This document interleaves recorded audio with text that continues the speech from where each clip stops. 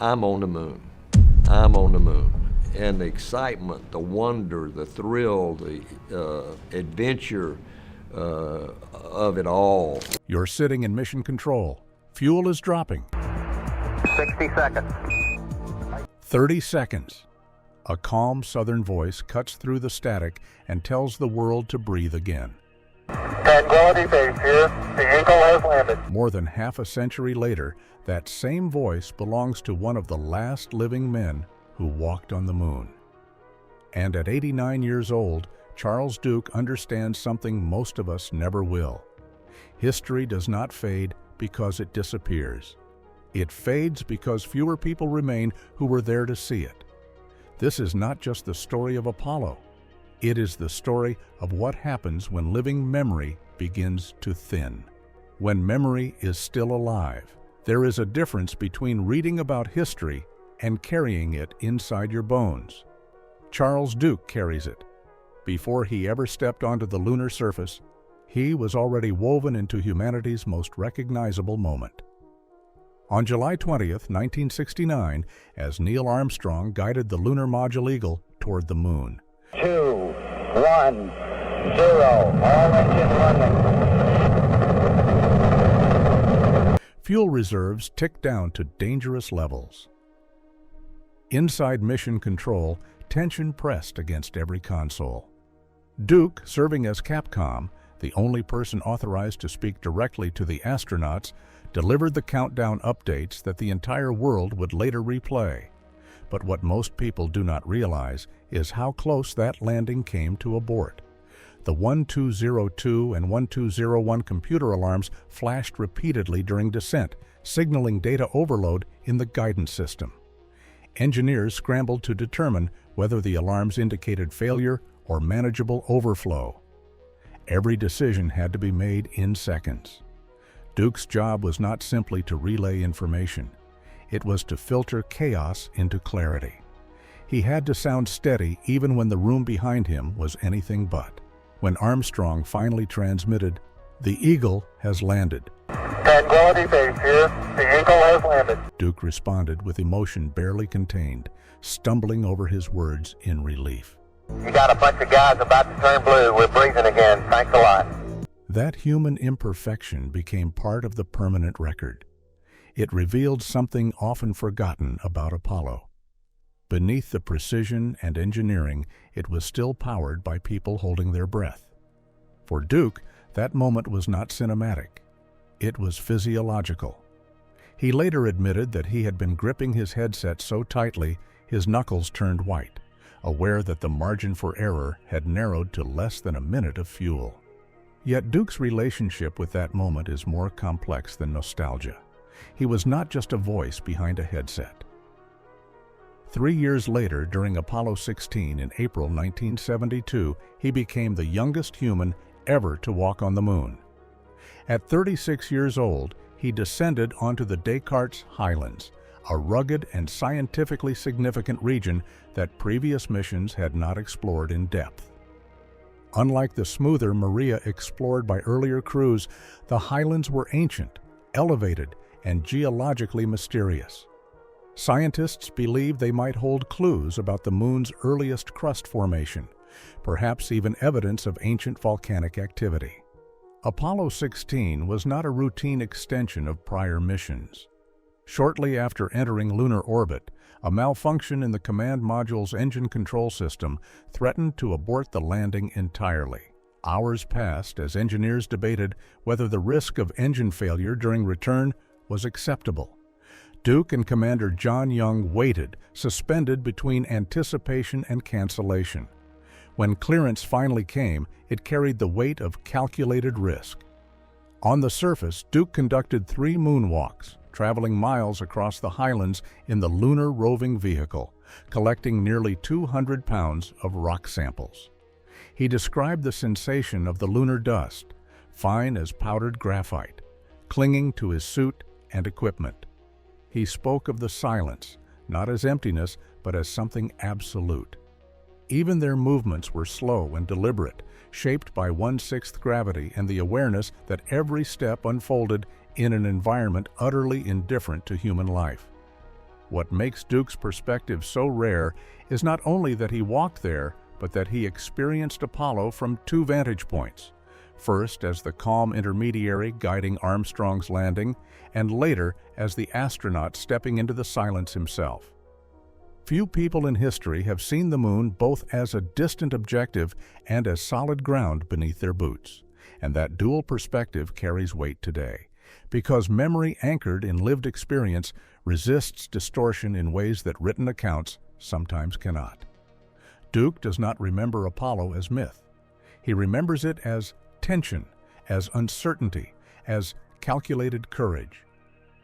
And as the generation that touched the moon grows smaller, that living memory becomes something increasingly fragile, a bridge between what humanity once dared to attempt and what it may attempt again. The moon they never saw in photographs. When Duke stepped out of the lunar module Orion, he encountered something photographs never captured. The sky was not dark in the way night on Earth is dark. It was absolute, a depthless black unsoftened by atmosphere. There were no gradients, no haze, no distant glow. The lunar surface, by contrast, reflected sunlight with startling intensity. Shadows cut sharply across the terrain with no transition between brightness and darkness. Without atmospheric scattering, the environment offered no mercy to the eye. Duke later explained that cameras flattened what overwhelmed human perception. Images of the moon look calm and almost serene. In person, it was stark, unforgiving, and visually disorienting. Depth perception became unreliable because there was no atmospheric perspective to signal distance. A small crater nearby could appear as imposing as a distant ridge. The horizon felt closer than it truly was, curved tightly by the moon's smaller diameter, giving the unsettling impression that the world simply stopped not far away. Even sound, or the absence of it, changed the psychological texture of the experience. On Earth, silence still carries wind, distant movement, subtle vibration. On the moon, outside the suit, there was nothing.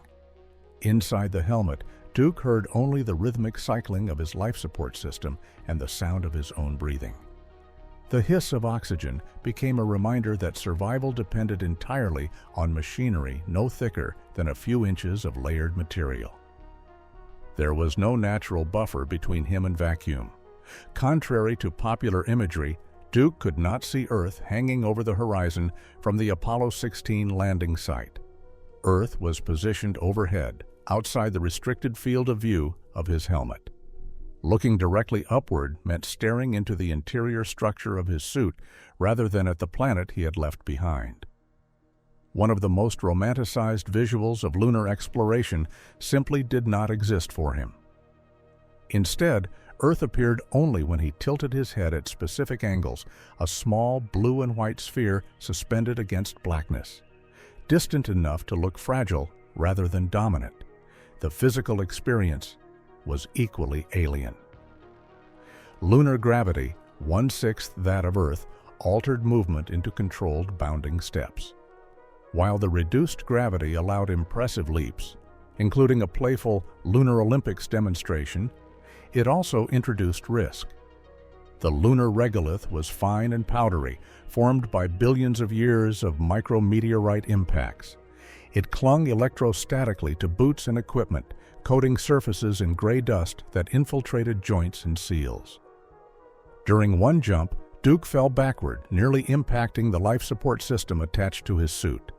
A rupture could have ended his life within minutes.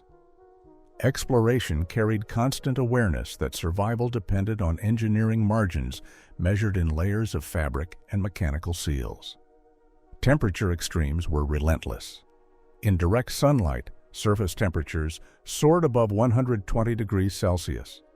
In shadow, they plunged below -170 degrees.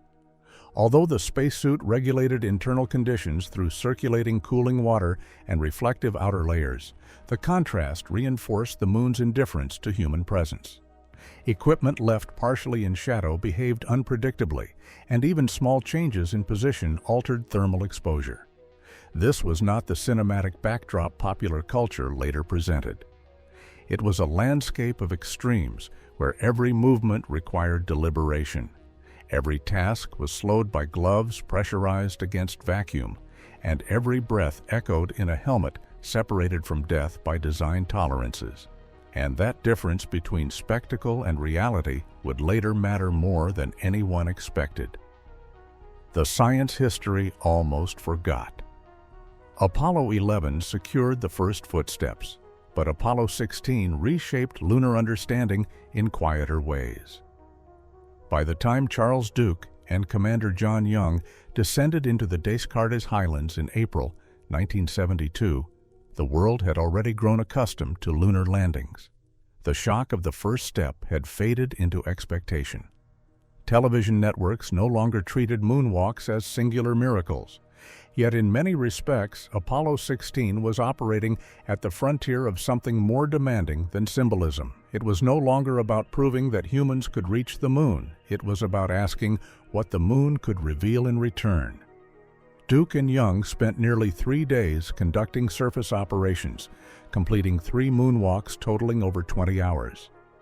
They drove the lunar roving vehicle across approximately 27 kilometers of rugged terrain, extending human reach beyond immediate landing zones. The rover itself transformed exploration from static sampling into mobile geology. Instead of examining only what lay within walking distance, they could target specific features visible from orbit, tracing ejecta blankets, navigating shallow craters, and investigating variations in terrain that hinted at ancient cataclysms. Among their most significant contributions was the deployment of the FAR ultraviolet camera spectrograph, the first astronomical instrument operated from the surface of another planetary body. Developed by Dr. George Carruthers, the instrument captured ultraviolet wavelengths that Earth's atmosphere absorbs, providing a clearer window into the cosmos than ground-based observatories could offer. From the moon's airless vantage point, the universe appeared differently structured, stripped of atmospheric distortion. Images captured by the instrument included distant nebulae and Earth's own geocorona, the faint outer envelope of hydrogen surrounding our planet, offering data that would have been impossible to gather from the surface of Earth. This achievement rarely receives public attention, yet it marked a fundamental expansion of observational capability, transforming the moon from destination into platform. The crew also collected nearly 96 kilograms of lunar material. One sample in particular, nicknamed Big Muley, remains the largest rock returned by any Apollo mission. Weighing over 11 kilograms on Earth, it formed from ancient impact processes dating back nearly 4 billion years. When scientists later analyzed its composition, they found evidence of intense shock metamorphism, confirming that the moon's surface had been shaped not primarily by internal volcanism in that region, but by relentless bombardment during the early solar system's violent infancy. Each fragment carried a timeline encoded in isotopes, microscopic structures, and mineral distributions, allowing laboratories on Earth to reconstruct events older than any terrestrial rock still intact. Perhaps most notably, Apollo 16 challenged prevailing geological assumptions. Before the mission, many researchers believed the Descartes Highlands contained remnants of volcanic activity, suggesting that the moon had once been more internally dynamic than later evidence would support. Instead, Duke and Young identified rocks formed primarily through meteorite impact processes, prompting revision of lunar highland formation models. What had once been interpreted as ancient lava plains revealed themselves as the scars of collision, reshaping scientific consensus about how planetary crusts evolve. These were not theatrical discoveries. They did not produce a single image as iconic as a footprint in gray dust. They emerged slowly through analysis conducted years after the astronauts had returned home. Yet public memory rarely lingers on them, and that gap between spectacle and substance says as much about how we remember exploration as it does about the exploration itself. When memory is challenged. Decades after Apollo, Charles Duke found himself confronting a different kind of challenge: disbelief. Moon landing denial emerged not immediately after the missions, but gradually, as distance from the events increased and first-hand witnesses diminished. Conspiracy narratives thrive in the absence of living testimony, and Duke understands this dynamic deeply. At public events, skeptics have questioned him directly. His response has not been theatrical, it has been simple and grounded in lived experience. He was there. Beyond personal testimony, Apollo's evidence remains extensive. Hundreds of kilograms of lunar samples have been analyzed worldwide, including by Soviet scientists during the Cold War. The isotopic compositions and mineral structures confirm extraterrestrial origin. Laser reflectors placed on the lunar surface during Apollo missions continue to enable precise Earth-Moon distance measurements. Photographic, telemetry, and engineering records remain publicly accessible. Duke's credibility stems not from rhetoric, but from continuity. He served as both Capcom during Apollo 11 and as a lunar surface astronaut during Apollo 16. He witnessed the program from multiple operational levels. That lived continuity resists reinterpretation. Yet Duke recognizes that disbelief often emerges less from evidence gaps and more from psychological distance. As time passes, extraordinary achievements can begin to feel mythic. The moon landings risk becoming abstract legends rather than documented history. And that is where the urgency of memory becomes clear. The last witnesses. Of the 12 individuals who walked on the moon, only a few remain alive. Duke is among them. With each passing year, the window for direct testimony narrows. He speaks publicly not merely to recount personal experience, but to preserve continuity between generations. To him, Apollo is not an endpoint. It is a prologue. NASA's Artemis program aims to return humans to the moon and establish a sustained presence. Duke views this not as repetition, but as progression.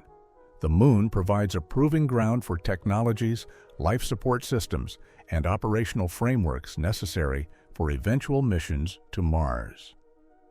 Interplanetary travel will introduce communication delays, logistical complexities, and psychological challenges far beyond those of Apollo. The lessons of the early 1970s remain relevant. Standing on the lunar surface in 1972, Duke experienced both vulnerability and capability. He felt the fragility of human life in an environment that would not sustain it without artificial support. He also felt the profound evidence of human ingenuity capable of bridging that void. In one personal gesture, Duke left a sealed family photograph on the moon's surface.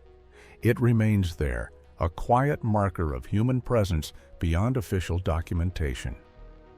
At 89, he expresses a simple hope: to see humanity return to the moon within his lifetime, passing the torch to a new generation of explorers who will redefine what presence beyond Earth looks like. The moon is no longer a finish line. It is a threshold. Who carries the story forward? History does not disappear overnight. It erodes when memory thins. Charles Duke represents more than an astronaut. He represents continuity between an era when humans first extended their reach beyond Earth and an era now deciding whether to do so again. His life bridges mission control and lunar dust, tension-filled countdowns, and silent horizons. The question is not whether Apollo happened. The evidence remains. The question is whether living memory will remain strong enough to anchor that evidence in collective understanding. As Artemis prepares new missions and private companies push toward deeper space exploration, Duke's footprints remain in the Descartes Highlands, undisturbed in a landscape where weather does not erase. They are not monuments of nostalgia. They are markers of possibility. What do you think? As the last witnesses age and new explorers prepare to launch, how should humanity preserve the truth of its greatest achievements? Share your thoughts in the comments below. And if you want to explore more stories where science, memory, and human ambition intersect, subscribe and watch the next documentary now appearing on your screen.